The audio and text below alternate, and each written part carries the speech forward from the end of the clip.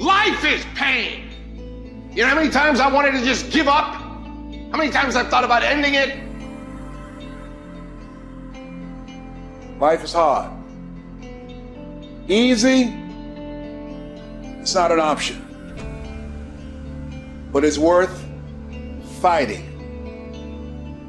It's worth believing. It's worth giving yourself a chance. It's worth mustering yourself up, standing up inside yourself. It's worth fighting relentlessly, never giving up. It's worth fighting a good fight.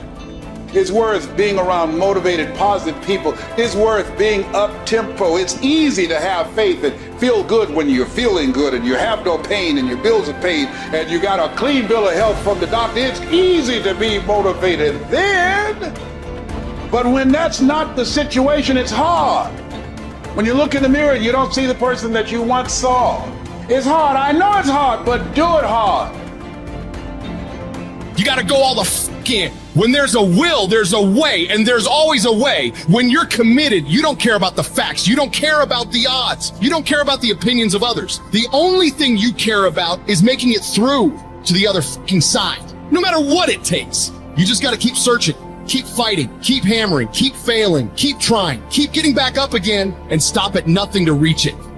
You gotta have mental toughness. You don't give up on me. You don't quit on me. You man up. You woman up. You get your life back. You get your family back. I need you to have mental toughness. When you come up against that thing, you gotta outlast it. And you gotta already have made up your mind before you get to cancer. You gotta already have made up your mind before you get to that exam. You gotta already have made up your mind when you're talking to your husband, when you're talking to your wife, when you're talking to that sickness. You gotta look at it before you even get to it. So don't you ever give up. You get to make a choice. Is failure going to break you, or is failure going to make you? You get to decide. Failure doesn't. It's okay to fall. It's okay to cry. It's okay to go home. But quitting should never be an option. It's not in falling that makes us failures. It's in not getting up that makes us failures. And you get to decide if you get up or you don't get up. I can accept failure. Everyone fails at some point. I cannot accept not trying. I don't feel rejected. I tried. How do you feel rejected when you try? The person who didn't try should feel rejected. The person that didn't try should feel defeated. I tried. I don't feel rejected. I feel good about myself. I don't feel bad. I gave it 120%. You can't never feel bad when you put forth 120%. You can't let the outcomes make you feel whack. I'm not whack. I'm a warrior. I'm a problem solver. I'm not soft. I'm not weak. I don't quit. I don't give up. I don't surrender. I don't always win, but I always try. When you believe with everything in you that you are destined for greatness, you will find a way. You turn a tragedy into a triumph, despair into repair, pain into gain, adversity into prosperity. You have to know that this thing is going to work. Come hell or high water, whatever it is that I set out to do, it may not happen in 6 months, it may not happen in a year, it may not happen in 2 years, but at some point, my dream is going to become a reality. I think about my why. I can't quit. I can't stop. I can't get tired. I can't give up. I can't give in. My mama counting on me. My wife is counting on me. When you ain't got nothing left in your tank, you got to think about the people in your life that you're doing this for. And then if you could think about them, you could go one more mile. You could go one more day at work. You keep going. You keep studying. You keep writing. You keep singing. You keep rapping. You keep boxing. You keep fighting. You keep dribbling. You just keep on keeping on. And if you persevere, every storm that's come, it will pass.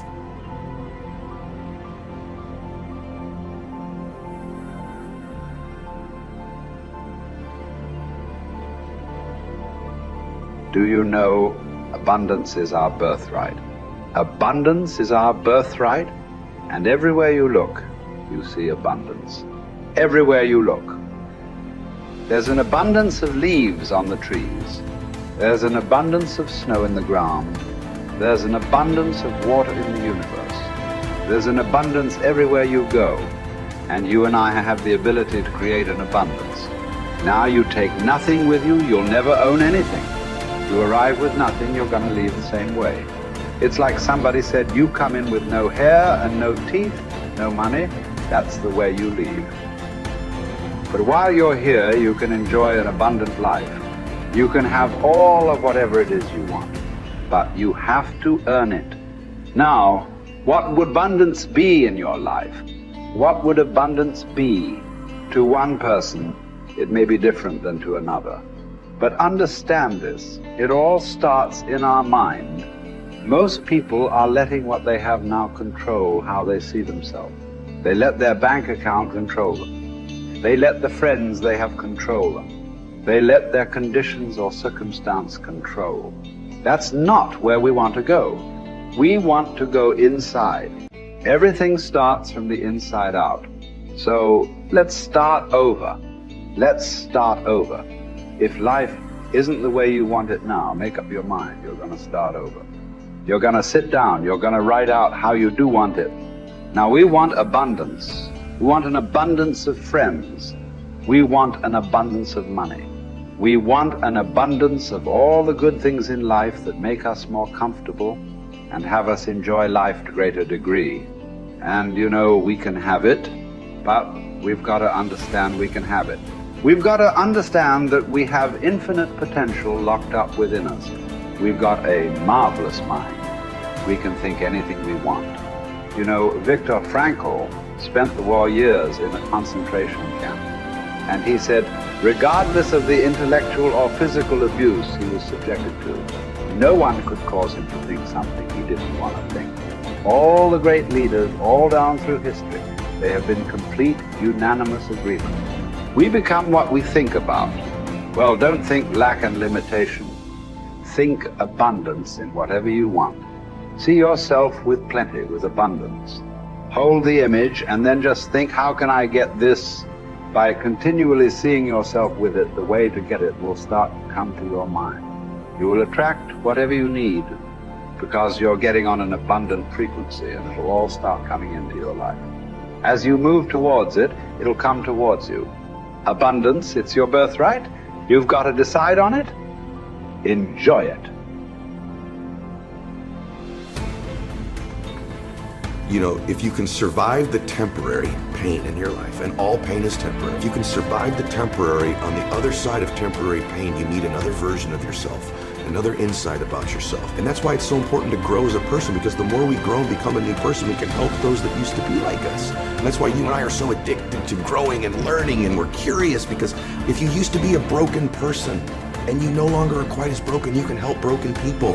If you used to be broke financially and you no longer are, you can help people. Whatever you do for a living, at one time you didn't know about it and now you do. You can help those who need to know about it. And so you're immensely qualified if you understand the power of doing one more. 95% of people have an operating system in their mind where they operate out of history and memory. 5% of humans operate out of vision and imagination. So the reason we're so much happier, I believe, when we're children is we have no history and memory. So we operate out of imagination and dreams and vision. But at some age, some people it's 5 years old, some it's 8, some it's 18, some it's 28. They create a history, and that history then becomes the operating system. So even if they take on a new behavior or tactic, they're operating out of a pattern of thought and belief that's historic and memory-based. And so the number one thing I would say is begin to operate out of your imagination again, out of your vision again. Create from that place. If you create from that place, now you're not tied to the result in that moment. You're giving yourself space to imagine and create something new in your life. You're the product of who you hang around. How do I know if they serve me or not? Here's one way to just deduce this, because they could be beautiful people who care about you, and they might even support you. But when you're with them, what are you ever have those friends you're with them, you're like, you remember when, you remember that party, remember that thing? And if your friends are constantly bringing you to the filtration system of memory and history all the time, think this through. How often are those friends saying, hey, what are you working on now? Where are you going? What's your vision? What do you want to create? And maybe that sounds hokey, but you and I have both our friends have the most amazing histories, and you can't get them to talk about them. No. You have to work, because what are they still doing? Yeah. They're talking about now and where they're going. Yeah. Their viewpoint in their life is being present and having a vision for the future. Yeah. A formula for misery, a formula for lack of creativity, lack of productivity, is constantly being history and memory. Even if it's good, it doesn't serve us. And for most of us, it's not good. And we keep living from it or trying to move away from it. Create a new future. Don't move away from the past. Create a brilliant, imaginative, curious, vibrant vision for your life. Love for something is in the present moment also, right? Love is not just for the past. And it's funny how important one day is, man. When my dad got sick, my dad got cancer. When he first got sick, he goes, hey, my dad was a dude. He goes, look, I'll fight this one time. Okay, I'll do your little chemo and your surgery, but I'm not gonna pour poison into my body. I'm not gonna lose my hair. I'm not gonna deteriorate. I'll give this thing a shot once. If it doesn't work, I'm out. That led to 8 years of him fighting it. Chemo, radiation, proton therapy, surgery, chemo, experimental chemo, and he did lose his hair and he was in pain. And I'd say to my dad, I say, Dad, you're suffering so much. You said you wouldn't suffer. He said, no, Eddie, I'm in pain, but I'm not suffering. I choose not to suffer. And I'm not suffering because I get to see my grandkids again. And I said, Dad, why are you doing this? And he said, you only understand the power of one day when you're threatened with never having another one.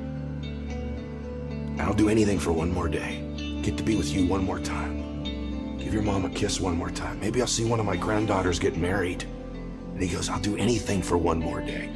And when we begin to think of our life that way, the power of right now and having one more moment and one more minute is so beautiful. It's so blessed. It's so big. It's so amazing. Why would we spend that minute in history? Why would we spend that minute in the past when we could be fully present in creating the future?